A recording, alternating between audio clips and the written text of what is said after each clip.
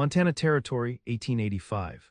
The western sky blazed crimson as Isaac Grayson reined in his dappled gray stallion atop the ridge overlooking Whispering Pine Valley. At 26, Isaac had already lived several lifetimes worth of frontier hardship. The setting sun glinted off his weathered brown leather vest, the shadows highlighting his strong jawline with its three-day stubble. His Stetson, pushed back on his sandy brown hair, revealed eyes the color of mountain lakes, clear blue that could cut like ice or warm like summer skies. Isaac surveyed the valley with a practiced eye, noting the smoke from distant cabins and the cattle dotting the grasslands. This was his domain, not by ownership, but by the responsibility he carried as one of the most respected hands at the Rocking M Ranch. Yet for all his capability with horse and gun, a hollow ache had settled in his chest years ago, one that not even the vastness of Montana could fill. "A man's only defense out here is keeping to himself," he murmured to his horse, Storm. "The frontier takes everything you love sooner or later." He'd learned that lesson at 16 when Comanche raiders took his family's Texas homestead, leaving him the sole survivor. In the decades since, he'd built walls higher than the mountains surrounding the valley, walls that kept out pain but also kept out anything resembling tenderness. Isaac turned Storm toward the trail leading back to the Rocking M, where he'd be expected for the evening meal. The ranch hands would be gathering, sharing tales and laughter, but Isaac would eat quickly and retire to the bunkhouse with a book, his usual pattern. The other men had stopped inviting him to their card games or trips to town years ago. Even his employer, Marshall Montgomery, had given up trying to introduce Isaac to eligible young women from nearby settlements. The frontier's no place for love, Isaac told himself as the trail narrowed through a stand of pines. Just survival. A scream pierced the evening air, high and desperate, freezing Isaac in his saddle. He listened, wondering if it had been a mountain lion or perhaps his imagination. Then it came again, unmistakably human and female. Without hesitation, Isaac spurred Storm off the trail into the dense forest, following the sound. The daylight was fading rapidly, the forest floor already draped in deep shadow. Another cry, weaker this time, guided him deeper into the woods. "Hello," he called, hand moving instinctively to the Colt revolver on his hip. "Where are you?" "Here." "Please help." The voice was closer now, tinged with fear and exhaustion. Isaac rounded a fallen pine and saw her. A young woman sprawled beside a shallow creek, one foot submerged in the water, her face contorted in pain. Her honey-blonde hair had partly come loose from its pins, cascading over shoulders clad in a once fine traveling dress of pale blue, now torn and mudded. Even in distress, her beauty struck Isaac like a physical blow, high cheekbones, full lips, and eyes the warm brown of chestnuts. Dismounting quickly, Isaac approached and knelt beside her. "What happened, miss?" "I was gathering plants," she said, gesturing to a scattered collection of herbs nearby. "I slipped on these rocks and my ankle." She winced as she tried to move it. "Don't try to stand," Isaac said, his voice gentler than it had been in years. "May I look at it?" She nodded, biting her lower lip as he carefully examined her ankle, noting the swelling but finding no obvious break. "I'm Isaac Grayson, miss. I work at the Rocking M Ranch." "Victoria Powell," she replied, attempting to straighten her disheveled appearance. "I arrived in Whispering Pine last week. I'm staying with my uncle, Dr. Howard Powell." Isaac nodded. He'd heard the town doctor had a niece visiting from back east. "You're a far piece from town, Miss Powell." "I was collecting medicinal plants for my uncle's practice." "I've been studying botanical medicine in Boston," she explained, a flash of pride momentarily overcoming her pain. "I thought I knew these woods better than I do." "Even those born here get lost sometimes," Isaac said, surprising himself with the reassurance in his voice. "Can you ride?" Victoria glanced at Storm with apprehension. "I haven't been on a horse since childhood." "Don't worry, Storm's gentle as they come with ladies," Isaac said. He hesitated before adding, "I'll need to lift you." A blush colored her cheeks. "Of course, thank you, Mr. Grayson." Isaac gathered her in his arms, startled by how light she felt, how perfectly she fit against his chest. For a moment their eyes met, and something unfamiliar stirred in Isaac's heart, something he immediately suppressed. He quickly but carefully set her on Storm's back, then gathered her scattered belongings and mounted behind her. "I'll take you to the Rocking M. It's closer than town, and Mrs. Montgomery can help you get comfortable while I ride for your uncle." "You're very kind," Victoria said softly. Isaac didn't respond, uncomfortable with her gratitude. He was simply doing what any decent man would do, nothing more. Yet as they rode through the darkening forest, Victoria occasionally leaning back against his chest when the pain flared, Isaac couldn't deny the strange warmth spreading through him, a warmth that had nothing to do with the spring evening and everything to do with the woman in his arms. It was dangerous, that warmth. On the frontier, attachment only led to heartbreak. Isaac had seen too many widows, too many graves dug before their time. He'd keep his distance once she was safely delivered to the ranch. This woman, with her education and fine Eastern ways, didn't belong in his world anyway. But as Victoria's honey-blonde hair brushed against his chin, scented with lavender and wilderness, Isaac couldn't help wondering what it might be like to have something worth fighting for again, something beyond mere survival. The lights of the Rocking M Ranch appeared through the trees, and Isaac pushed the thought firmly away. The frontier was no place for such notions, no place at all. Mrs. Montgomery fussed over Victoria as if she were her own daughter, establishing her in the ranch house guest room while Isaac rode the 10 miles to town to fetch Dr. Powell. By the time he returned with the concerned physician, Victoria's ankle had been wrapped, and she'd been bathed and dressed in a borrowed nightgown. "A sprain, not a break," the doctor announced after examining his niece. He looked at Isaac with genuine gratitude. "Thank you for finding her, Mr. Grayson. Victoria has only been in Montana for a week. I shudder to think what might have happened if you hadn't come along." "Just happened to be passing by," Isaac said uncomfortably. "Nevertheless, you have my thanks," Victoria said from her bed, her blonde hair now neatly braided over one shoulder. "I fear I've been a burden to everyone." "Nonsense," Mrs. Montgomery insisted. "It's a pleasure to have a young lady in the house. You'll stay until that ankle heals properly." Isaac excused himself and retreated to the bunkhouse, telling himself his duty was done. But that night sleep eluded him as he remembered the weight of Victoria in his arms and the scent of lavender that still clung to his shirt. Over the next 2 weeks, Isaac found himself inventing reasons to visit the main house, something he'd rarely done before. He told himself it was just to check on Miss Powell's recovery, common courtesy, nothing more.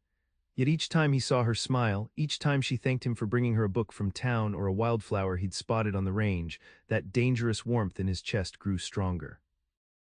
Victoria proved herself no delicate Eastern flower.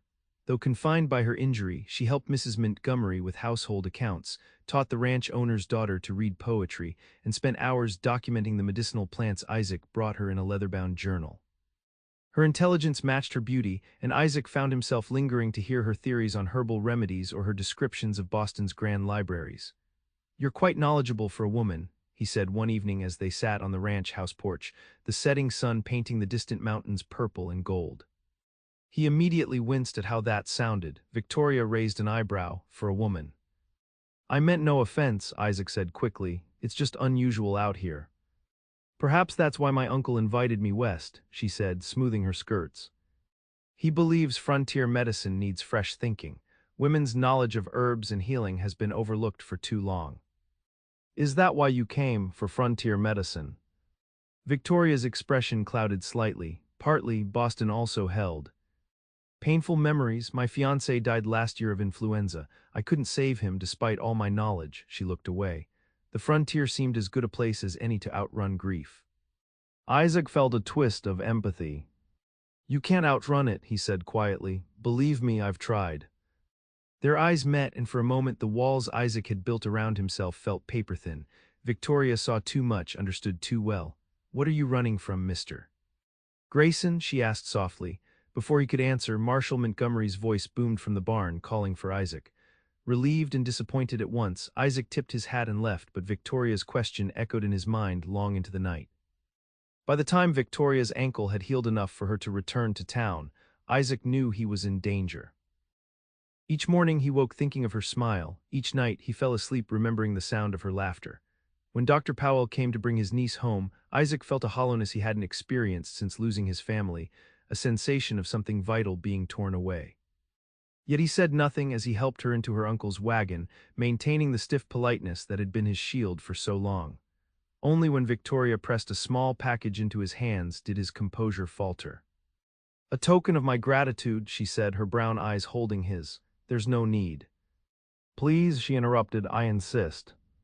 That evening, alone in the bunkhouse, Isaac unwrapped the package to find a small journal bound in soft leather.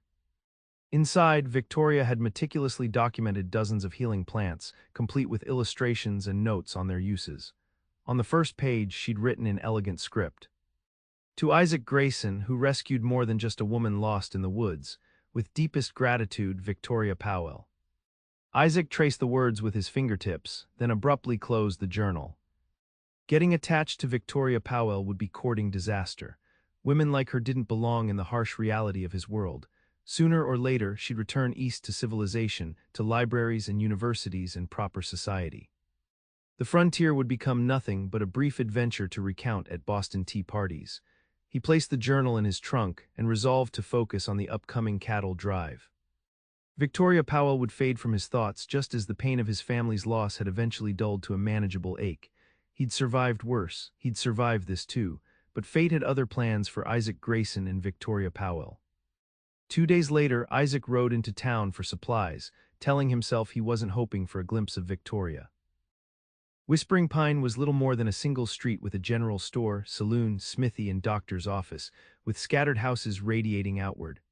Isaac tethered Storm outside the general store and was selecting coffee beans when the door opened, bringing with it a waft of lavender scent that made his heart stutter. "Mr. Grayson," Victoria said, her face lighting up with genuine pleasure. "How wonderful to see you."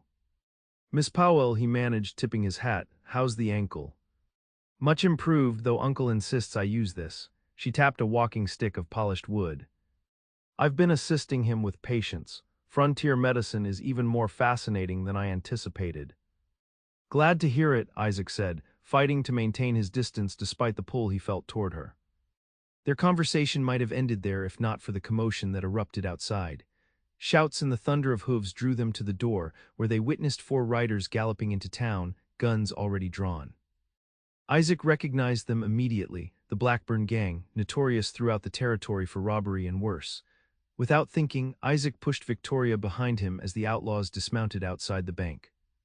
"Get back to your uncle's office," he whispered urgently. "Lock the door and stay away from windows." Victoria's eyes widened, but she nodded and slipped out the store's side entrance. What happened next unfolded with the terrible clarity of nightmare. The Blackburn gang emerged from the bank shooting, having encountered resistance from the bank manager. The sheriff and his deputy responded in kind. Caught in the crossfire were townspeople who'd been going about their business, including a young boy no more than 10 years old who'd been tying his horse outside the smithy. Isaac saw the child frozen in terror as bullets whizzed past.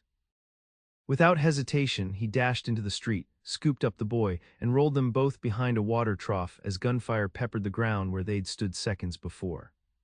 "Stay down," Isaac ordered the trembling child, then peered over the trough to assess the situation.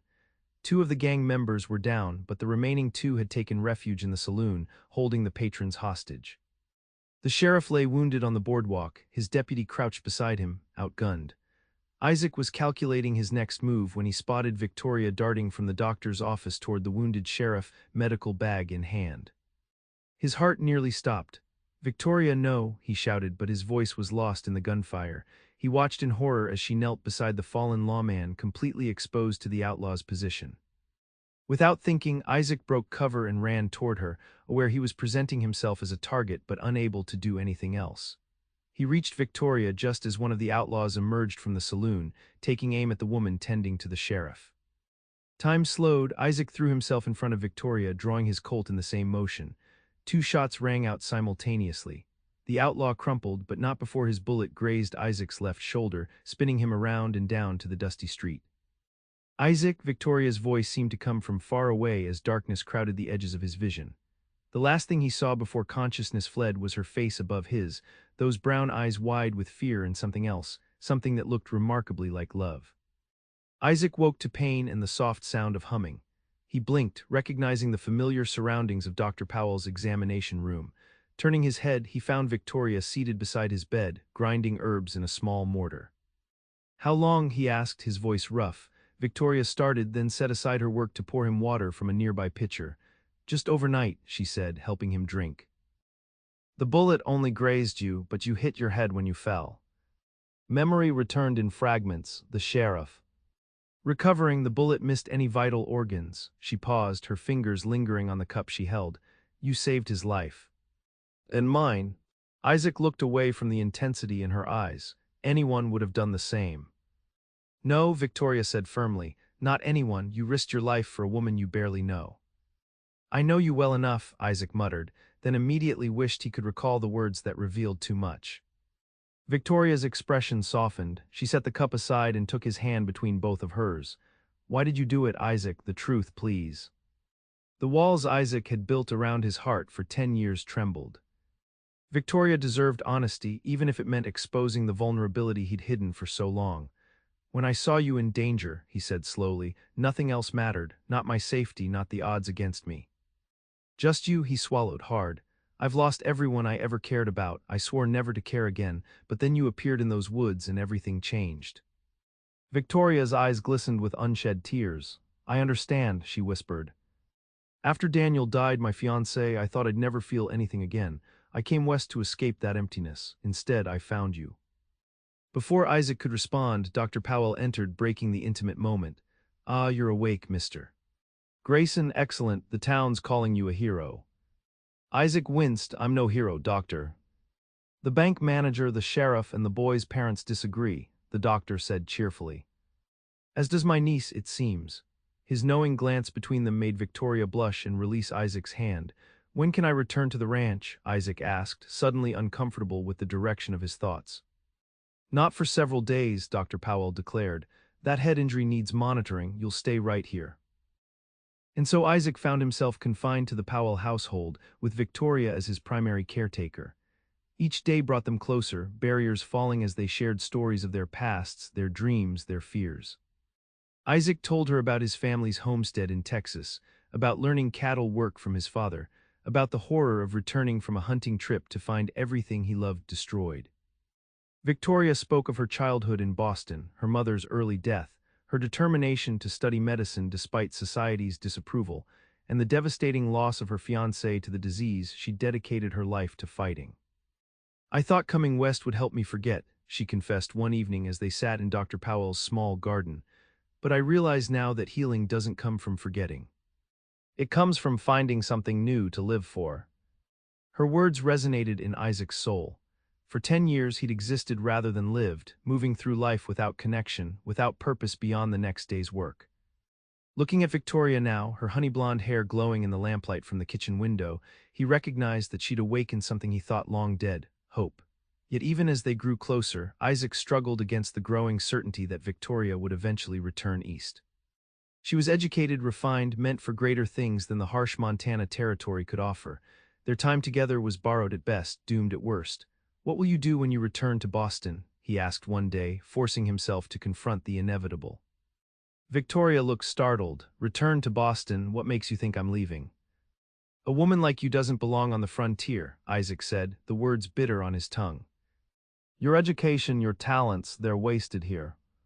Victoria's expression hardened. Don't presume to tell me where I belong, Isaac Grayson. I came west by choice, not by accident. For how long, he pressed, a year, too. Until the novelty wears off or the hardships become too much. The frontier breaks people, Victoria. It's broken better men than me. And yet here you still are, she countered. Not broken, just afraid. The accusation hit home. Isaac stood abruptly, jarring his healing shoulder. You don't understand the frontier. Winter blizzards that freeze men solid, summer droughts that starve cattle by the hundreds. Outlaws, disease, accidents, death a constant companion. I understand perfectly, Victoria said, rising to face him. I've seen death in Boston drawing rooms as surely as it visits frontier cabins. The difference is that here people face it together. Her voice softened. That's what you've forgotten, Isaac. The frontier isn't about surviving alone, it's about living together. Before he could respond, Dr. Powell called for Victoria to help with a patient. She left Isaac in the garden, her words echoing in his mind like thunder across the prairie. The following day, fully healed but wounded in ways no medicine could treat, Isaac returned to the Rockingham Ranch. He threw himself into work, volunteering for the most dangerous and solitary tasks, breaking wild horses, riding fence lines in cougar territory, spending days alone in the high country checking on scattered cattle. But Victoria's absence proved more painful than her presence. Isaac found himself remembering her laugh, the determined set of her jaw when arguing a point, the gentleness of her hands as she changed his bandages. Each memory was a knife twisting in his gut, each sunset a reminder of time passing without her. 2 weeks after leaving town, Isaac received a letter delivered by a ranch hand returning from Whispering Pine. Victoria's neat handwriting on the envelope made his hands tremble. "Read it," Marshall Montgomery advised, having witnessed Isaac's reaction. "Whatever's between you two needs resolving, son." Alone in the bunkhouse, Isaac broke the seal. "Dear Isaac, your abrupt departure left much unsaid between us. Perhaps that was your intention. If so, I apologize for this intrusion. I've accepted a position as the school teacher in Whispering Pine. The previous teacher, Miss Jenkins, is returning east to care for her ailing mother. The town committee approached me after witnessing my work with several children who have been helping in my uncle's practice. I tell you this not to change your mind about me or my place here, but because I believe in honesty between friends, if we are still that. The frontier may break people, as you said, but it also builds them anew. I am not the same woman who arrived from Boston. I am stronger, more certain of my purpose. Part of that strength came from knowing you, however briefly. Should you ever wish to speak again, you know where to find me. With respect and affection, Victoria." Isaac read the letter 3 times, each reading revealing new layers of meaning. Victoria wasn't leaving. She was putting down roots, committing to frontier life not as a temporary adventure but as a calling. And he had walked away from her out of fear, fear that history would repeat itself, that loving her would lead inevitably to losing her. In trying to protect himself from pain, he'd inflicted it on them both. Isaac was still contemplating the letter when Marshall Montgomery burst into the bunkhouse, his face grave. "Trouble, Isaac, Dr. Powell just rode in. There's a diphtheria outbreak in town, 3 children already sick. He's come for medicines from Mrs. Montgomery's stores." Isaac's blood ran cold. Diphtheria was a merciless killer, especially among the young. "Victoria?" he asked, unable to keep the fear from his voice. "She's caring for the sick children at the schoolhouse," Marshall said. "Dr. Powell says she insisted on quarantining with them to prevent spread." Without another word, Isaac grabbed his saddlebags and headed for the door. Marshall caught his arm.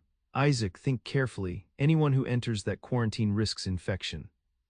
Dr. Powell himself is staying outside, treating through intermediaries." "All the more reason Victoria shouldn't be alone," Isaac said, a strange calm settling over him. In that moment he understood what Victoria had tried to tell him in the garden. The frontier wasn't about surviving alone, it was about living together, even in the face of death. "I love her," he said simply. "I won't let her face this alone." Marshall nodded, releasing his arm. "Take whatever supplies you need." An hour later, Isaac approached Whispering Pine, the normally bustling main street eerily quiet. Yellow quarantine flags hung from the schoolhouse and several homes. Dr. Powell had established a treatment station on the church steps, where he was preparing medicines for delivery to the quarantine buildings. The doctor looked up as Isaac dismounted. "Mr. Grayson, what brings you to town during an outbreak?" "Victoria," Isaac said simply, "I've come to help." Understanding dawned in the older man's eyes. "She's taken on too much, as usual. 3 children in the schoolhouse, all quite ill. She's been administering the treatments I send, but," he hesitated, "if you go in, you can't come out until the quarantine lifts." "I understand," Isaac said. Dr. Powell studied him for a long moment, then nodded and began gathering medicines. "These need to be given every 4 hours. The membrane in their throats must be kept clear. They need to drink even when it hurts them." He loaded Isaac's arms with supplies. "And Isaac, my niece hasn't slept in 2 days. Make her rest, even if she fights you on it." "I will," Isaac promised. The schoolhouse was silent as Isaac approached, the yellow quarantine flag fluttering in the spring breeze. He knocked once, then called, "Victoria, it's Isaac." A moment later, the door opened slightly, revealing Victoria's exhausted face. Dark circles shadowed her eyes, and her hair hung in a loose braid over one shoulder. "Isaac. What are you doing here?" "I came to help," he said, holding up the medical supplies. Victoria's eyes widened. "You can't come in the quarantine." "I know what it means," Isaac interrupted gently. "Let me in, Victoria." For a moment she hesitated, then stepped back. Inside, the schoolhouse had been transformed into an infirmary. 3 small beds had been arranged near the stove for warmth, each containing a child feverish with illness. The smell of disinfectant hung in the air, mingled with the unmistakable odor of sickness. "They're the Gardner children," Victoria explained softly.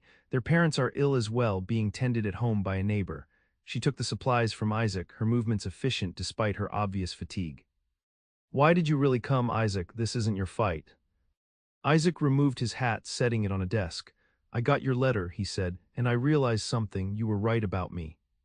I've been afraid not of the frontier, but of caring about someone again." Victoria paused in her preparation of medicine. "Isaac, please let me finish," he said. "For 10 years I've been half alive, telling myself it was safer that way.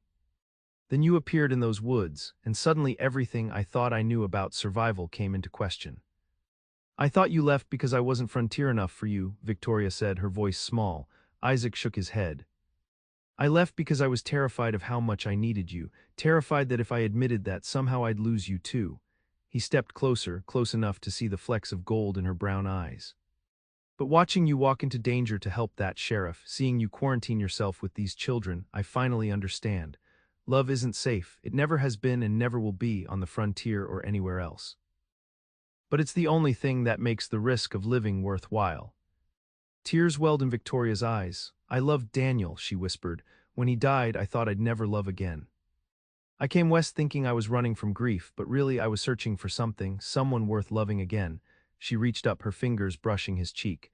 "I found you in those woods, Isaac Grayson. Or perhaps you found me." Before Isaac could respond, one of the children coughed violently. Victoria immediately turned away, rushing to the bedside to help the struggling child breathe. Isaac joined her, holding the small boy upright while Victoria cleared his throat with practiced hands. "We can continue this conversation later," she said when the crisis had passed. "These children need us now." And so they worked side by side through the day and into the night, administering medicine, cooling fevers with damp cloths, coaxing sips of water into parched mouths. When Victoria finally collapsed from exhaustion, Isaac caught her, guiding her to the teacher's chair. "Sleep," he ordered gently. "I'll wake you when it's time for the next doses." "The children. I'll watch them," he promised. "Trust me, Victoria." And for the first time in perhaps her entire life, Victoria Powell surrendered control, leaning her head against his chest and closing her eyes. The next 3 days passed in a blur of medicines, fevers, and prayers. The youngest Gardner child, a 4-year-old girl named Emma, took a turn for the worse on the second night, her tiny body struggling to breathe. Isaac held her while Victoria frantically applied every treatment in her arsenal, both of them whispering encouragements as the child fought for each breath. "Stay with us, little one," Isaac murmured, rocking the girl as he'd seen his mother do with his baby sister long ago. "Your ma and pa are waiting for you to get better." "Please, Emma," Victoria whispered, her professional composure cracking. "Please fight." Just before dawn, Emma's fever broke.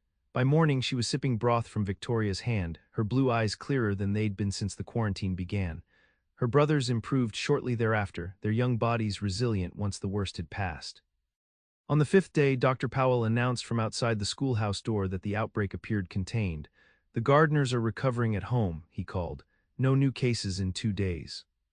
If all remains well, we'll lift quarantine tomorrow." That night, with all 3 children sleeping peacefully, Isaac and Victoria sat on the schoolhouse steps, watching the stars emerge above Whispering Pine. Victoria leaned against Isaac's shoulder, her exhaustion evident but a quiet joy radiating from her nonetheless. "We did it," she said softly. "They're going to be all right." "You did it," Isaac corrected. "I just followed your lead." Victoria shook her head. "We did it together, that's what you helped me remember, Isaac. Medicine isn't just about knowledge, it's about caring enough to fight alongside those who suffer." She turned to face him. "Just as life isn't about surviving alone, but about finding someone worth sharing it with, even knowing it might end in heartache." Isaac took her hand, marveling at how natural it felt. "I meant what I said when I came here, Victoria. I love you. I think I've loved you since I found you in those woods." "And I love you," she replied without hesitation. "Enough to risk everything, even this stubborn heart that I thought would never heal." Under the vast Montana sky, with the frontier spreading endlessly around them, Isaac Grayson kissed Victoria Powell for the first time.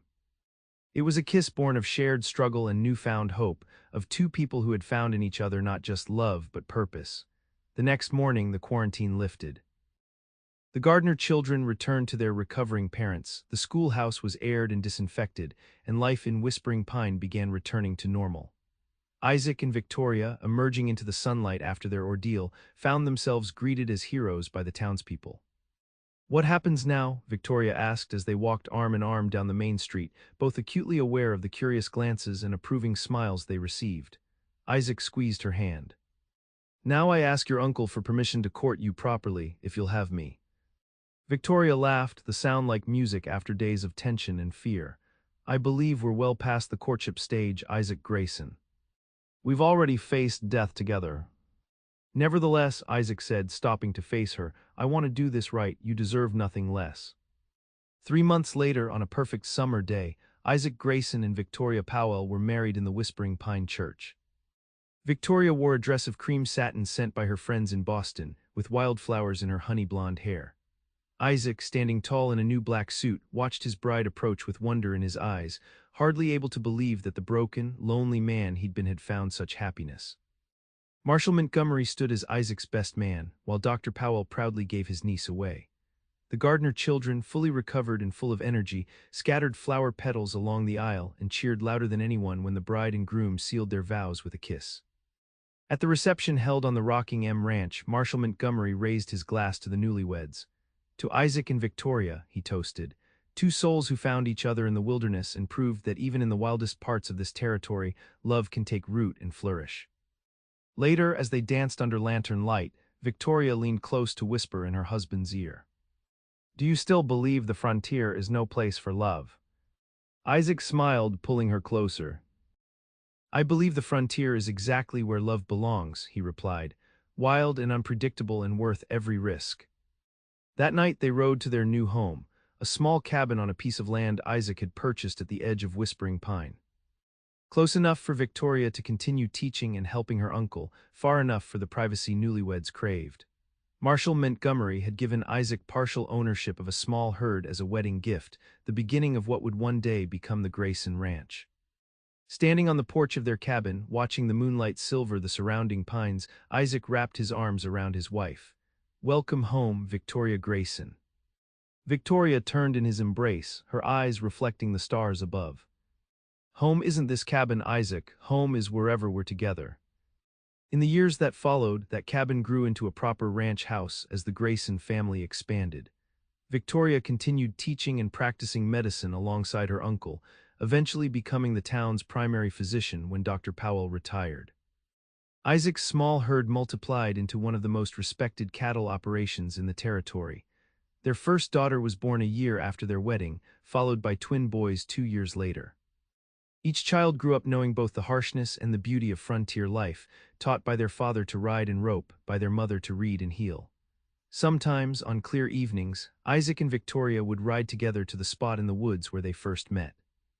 There, beside the creek that had witnessed the beginning of their story, they would remember how a cowboy had rescued a woman lost in the woods, never imagining that she would rescue him in return.